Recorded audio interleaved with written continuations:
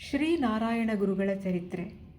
ಕುಮಾರನ್ ಆಶಾನ್ ಅವರು ರಚಿಸಿದ ಗುರುಗಳ ಜೀವನ ಚರಿತ್ರೆಯನ್ನು NAM ಇಸ್ಮಾಯಿಲ್ ಅವರು ಕನ್ನಡಕ್ಕೆ ಅನುವಾದಿಸಿದ್ದು, ಅರಳಿಮರ ಆಧ್ಯಾತ್ಮಿಕ ಜಾಲತಾಣದಲ್ಲಿ ಪ್ರಕಟವಾಗಿದ್ದ 15 ಪುಟ್ಟ ಅಧ್ಯಾಯಗಳ ಈ ಸರಣಿಯನ್ನು ಇಲ್ಲಿ ಬಳಸಿಕೊಳ್ಳಲಾಗಿದೆ.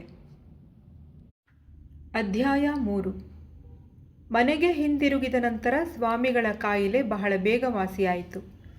ಕೆಲಕಾಲ ಚಂಬಳಂತಿಯಲ್ಲೇ ಇದ್ದ ಸ್ವಾಮಿಗಳು ಮಕ್ಕಳಿಗೆ ಓದು ಬರಹ ಕಲಿಸುವುದರಲ್ಲಿ ತೊಡಗಿಕೊಂಡರು. ಇದರಿಂದಾಗಿ ಅವರಿಗೆ ನಾಣು ಆಶಾನ್ ಎಂಬ ಹೆಸರು ಬಂತು. ದಿನ ಕಳೆದಂತೆ ಸ್ವಾಮಿಗಳ ದೈವಭಕ್ತಿ ಹೆಚ್ಚುತ್ತಲೇ ಹೋಯಿತು.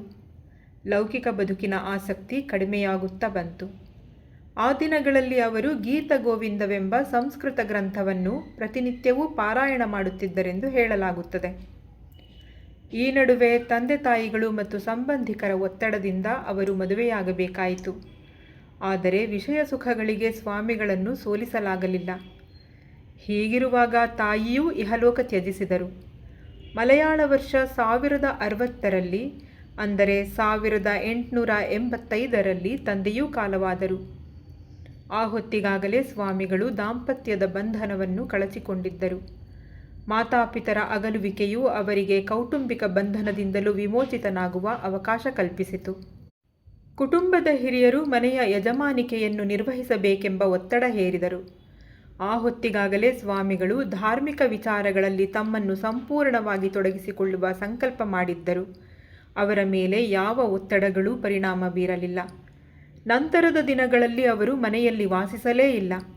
ಹತ್ತಿರವಿದ್ದ ಜನವಸತಿಯಿಲ್ಲದ ಗುಡ್ಡಗಳು, ಬಂಡೆಗಳ ನಡುವಣ ಗುಹಗಳು, ಸಮುದ್ರ ತೀರಗಳು, ದೇಗುಲಗಳು ಮತ್ತು ಎಲ್ಲೆಲ್ಲಿ ಏಕಾಂತ ಸಾಧ್ಯವೋ ಅಲ್ಲೆಲ್ಲ ಸ್ವಾಮಿಗಳು ಧ್ಯಾನಸ್ಥರಾಗಿ ಕುಳಿತು ಬಿಡುತ್ತಿದ್ದರು, ಇಲ್ಲವೇ ಏಕಾಂಗಿಯಾಗಿ ಸಂಚರಿಸುತ್ತಿದ್ದರು. ಪ್ರಾಚೀನ ಮಲಯಾಳಂ ಮುಂತಾದ ಕೃತಿಗಳ ಕರ್ತೃವಾದ ಕುಂಯಿ ಪಿಳ್ಳ ಚಟ್ಟಂಬಿ ಎಂಬ ಮಹಾನುಭಾವರನ್ನು ಸ್ವಾಮಿಗಳು ಪರಿಚಯಿಸಿಕೊಂಡಿದ್ದು ಈ ದಿನಗಳಲ್ಲೇ. ಅವರ ಮೂಲಕ ತಿರುವನಂತಪುರದ ತೈಕಾಟ್ ಅಯ್ಯಾವು ಎಂದು ಹೆಸರಾಗಿದ್ದ ಸುಬ್ರಹ್ಮಣ್ಯ ಸ್ವಾಮಿಯ ಭಕ್ತನೂ ಯೋಗಿಯೂ ಆಗಿದ್ದ ಗುರುವೊಬ್ಬರು ಅವರಿಗೆ ಸಿಕ್ಕರು. ಇವರ ಬಳಿ ಸ್ವಾಮಿಗಳು ಯೋಗಾಭ್ಯಾಸವನ್ನು ಕಲಿತರು.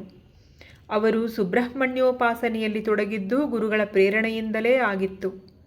ಹೀಗೆ ಮುಂದಿನ 2-3 ವರ್ಷಗಳ ಕಾಲ ಯೋಗಾಭ್ಯಾಸದಲ್ಲಿ ತೊಡಗಿಕೊಂಡ ಸ್ವಾಮಿಗಳ ಸಂಚಾರ ತಮ್ಮ ಊರಿನ ಸುತ್ತಮುತ್ತಲಿನ ಪ್ರದೇಶಗಳಿಗೆ ಸೀಮಿತವಾಗಿತ್ತು.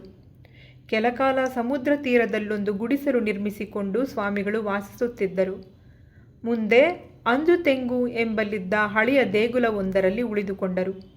ಈ ದಿನಗಳಲ್ಲಿ ಅವರು ತಮಗೆ ತೋಚಿದಾಗ ಆಸಕ್ತರಿಗೆ ಸಂಸ್ಕೃತಾಭ್ಯಾಸ ಮಾಡಿಸಿದ್ದೂ ಉಂಟು. ಆದರೂ ಸ್ವಾಮಿಗಳು ಸ್ಥಿರವಾಗಿ ಒಂದೆಡೆ ಇರುವ ಕಾಲ ಅದಾಗಿರಲಿಲ್ಲ.